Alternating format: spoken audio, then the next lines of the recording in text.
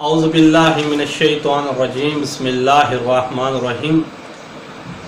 اس خدا کا شکر کرتے ہیں جو اولین میں سے اول ہے اور آخرین میں سے آخر ہے، اور اس خدا کا ہم شکر اس نعمت پر کرتے ہیں کہ جس نے علی جیسی ہم کو نعمت عطا کی، اور علی جیسی نعمت عطا کر علی کی محبت ہی رکھ دی مومنین اور منافقین کے درمیان۔ جس کے دل میں علی کی محبت ہوگی وہ حلالی ہوگا، جس کے دل میں علی کا بغض ہوگا وہ حرامی ہوگا۔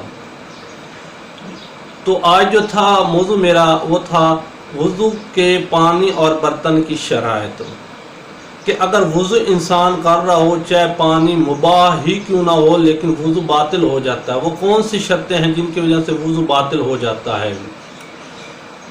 نجس پانی یا مضاف پانی سے وضو کرنا باطل ہے۔ نجس پانی یا مضاف پانی سے وضو کرنا باطل ہے، چاہے انسان کو پانی کے نجس ہونے یا مضاف ہونے کا علم نہ ہی ہو یا بھول گیا ہو تب بھی وضو باطل ہے۔ وضو کا پانی تو مباح ہو لیکن یہ چیزیں اگر ہوں گی تو وضو کا جو پانی ہوگا وہ چاہے پاک ہی کیوں نہ ہوگا لیکن وضو انسان کا باطل ہوگا۔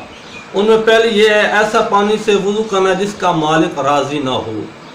کچھ لوگ ناراض ہوتے ہیں کہ ہمارا پانی استعمال نہ کرا، لوگ وہیں سے پانی بھر کر لے آتے ہیں اور اسی سے وضو کرتے ہیں۔ اگر اس پانی سے انسان وضو کرے گا تو اس کا وضو باطل ہے۔ ایسا پانی سے وضو کرنا جس کے مالک کو معلوم ہی نہیں کہ وہ راضی ہے یا نہیں۔ ایسے انسان پانی بھر کر لے کر آ جائے کسی کے گھر سے یا کسی کے ڈیرے سے کہیں سے بھی، لیکن انسان کو یہ یقین نہ ہو کہ وہ راضی ہے کہ نہیں راضی، تو انسان کا وہ وضو بھی باطل ہے۔ تو تیسری یہ شرط ہے وہ پانی جو مخصوص لوگوں کے لیے وقف ہو۔ کچھ لوگوں کے لیے انہوں نے وقف کیا ہوا ہے اور آپ ایسے جا کر وہاں سے پانی بھر کر آ گئے اور خود بیٹھ کر وضو کرنے لگ گئے تو یہ وضو بھی باطل ہے۔ جیسے مدرسے اور مسجدوں کا، لیکن پہلے یہ دیکھیں انہوں نے کس کے لیے چیزیں وقف کی ہیں تو پھر تب جا کر آپ وہاں سے پانی بھریں۔ یہ مثال دیتا جاؤں کہ مسجدوں اور مدرسوں کے لیے اکثر لوگ یوں کرتے ہیں، مسجد یا امام بارگاہ میں نلکا یا کوئی ٹوٹی وغیرہ لگی ہوئی ہوتی ہے تو لوگ وہاں سے اپنے نہانے کے لیے پانی بھر کر لے کر جا رہے ہوتے ہیں، حالانکہ جو مسجد کا جس نے یہ نلکا لگوایا یا ٹوٹی وہ ناراض ہوتا ہے کہ یار ہم نے یہ مسجد کے لیے مخصوص کیا ہوا تھا، لیکن لوگ ایسے ہی پانی بھر کر لوگ یہاں سے آتے ہیں اور یہاں ہی پہ نہانا شروع کر دیتے ہیں۔ تو یہ چیز اس وجہ سے وضو باطل ہو جاتا ہے جو لوگ وہاں سے پانی بھر کر گھر لے جاتے ہیں۔